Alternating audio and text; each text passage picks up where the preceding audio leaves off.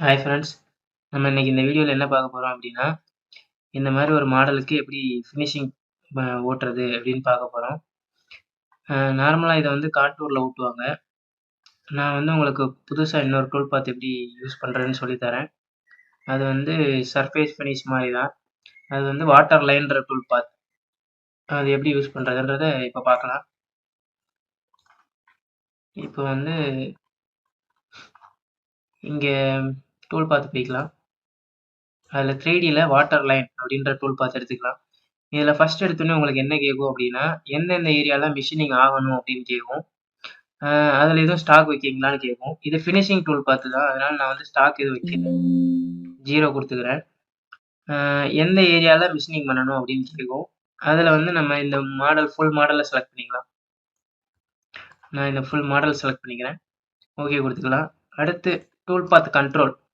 இந்த மாடலில் எது பவுண்ட்ரி அப்படின்னு கேட்கும். எதுக்கு உள்ளே ஓடணும் அப்படின்றது கேட்கும். நான் வந்து இந்த ஃபுல் மாடல் மேலே இருக்கிற இந்த கண்டெய்ன்மெண்ட்டை பிடிச்சிக்கிறேன். ஓகே. இதுக்கப்புறம் இந்த கண்டெய்ன்மெண்ட் பவுண்டரி இருக்குது பார்த்தீங்களா, இதுக்கு சென்டராக ஓடணுமா இல்லை அவுட் சைடில் ஓடணுமா இன்சைடில் ஓடணுமான்னு கேட்கும். நான் வந்து இப்போது நமக்கு அவுட் சைடில் தான் ஓடணும், அதனால் அவுட் சைடு கொடுத்துக்கிறேன். இது மற்றபடி வேறு எதுவும் நீங்கள் கொடுக்கணும்னு அவசியம் இல்லை.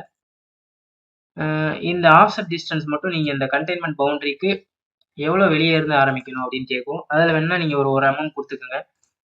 அதுக்கப்புறம் டூலில் வந்து நான் ஒரு 10 mm ஃப்ளாட் கட்டர் எடுத்துக்கிறேன். ஃப்ளாட் எண்ட் மில் ஹோல்டர் உங்களுக்கு வேணும்னா நீங்கள் கொடுத்துக்கலாம். ஸ்டாக் எதுவும் கொடுக்க தேவையில்லை. கட் பேராமீட்டர் போனீங்கன்னா உங்களுக்கு கிளைமா கன்வென்ஷனலா அப்படின்னு கேட்கும். நான் வந்து இப்போ கிளைம் வச்சுக்கிறேன். கான்டூர் டைரக்ஷன் கேட்கும். இது வந்து உங்களுக்கு ஒன் வேல ஓடணுமா இல்லை ஜிக்ஸாக்காக ஓடணுமா அப்படின்னு கேட்கும். நான் வந்து ஜிக்ஸாக்கே கொடுத்துக்கிறேன் இப்போதைக்கு. டிப் ஆஃப் செட் தான் எடுப்போம், அதனால டிப்லேயே இருக்கட்டும். மற்றபடி இதில் வந்து ஸ்டெப் டவுன் வந்து நீங்கள் கொடுக்கணும். எவ்வளோ ஒரு பாஸுக்கும் கீழே டூல் இறங்கணும் செட்டில் அப்படின்றது.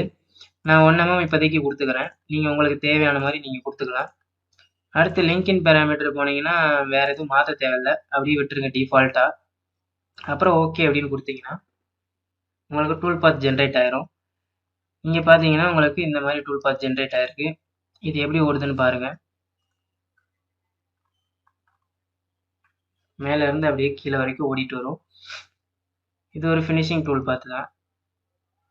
இது பார்த்தீங்கன்னா இதுவும் போடலாம். ஆனால் இதில் என்ன ஒரு பிரச்சனை வருதுன்னா, இந்த இடத்துல வந்து மெட்டீரியலே இல்லை. ஆனால் இந்த இடத்துல உங்களுக்கு ஃப்ரீயாக ஓடிட்டுருக்கு, ஃப்ரீ பாஸ் ஓடிட்டுருக்கு. இப்போ இதை வந்து நம்ம கண்ட்ரோல் பண்ணணும் அப்படின்னா அதுக்கு என்ன பண்ணணும் அப்படின்னா, ஜாமெட்ரியில் போயிட்டு நார்மலாக என்ன பண்ணுவாங்க அப்படின்னா, மற்றவங்களாம் வந்து ஒரு ஃப்ளாட் பவுண்டரி எடுத்துகிட்டு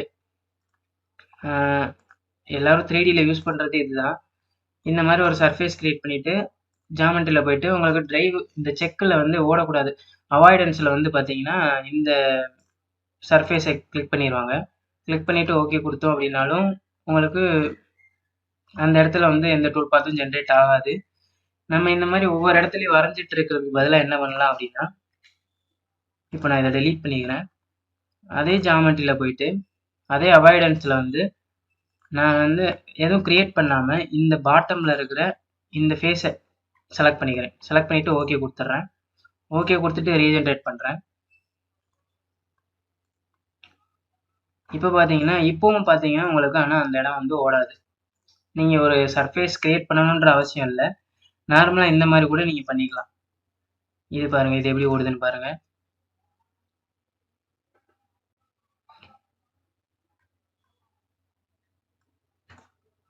அந்த இடம் வந்து உங்களுக்கு ஸ்கிப் பண்ணிடும். இதனால உங்களுக்கு சைக்கிள் டைம் சேவ் ஆகலாம். இது சின்ன இடம்ன்றனால ஒன்றும் பிரச்சனை இல்லை. பெரிய இடம்னா உங்களுக்கு சைக்கிள் டைம் கொஞ்சம் அதிகமாகும். இந்த மாதிரி மெட்டீரியல் இல்லாத இடத்துல ஓடிச்சுன்னா. ஓகே ஃப்ரெண்ட்ஸ், இந்த டூல் பாத் வந்து நீங்கள் தேவைப்பட்டால் யூஸ் பண்ணிக்கோங்க. நம்ம அடுத்து வேறு ஏதாவது வீடியோவில் பார்க்கலாம். பாய்.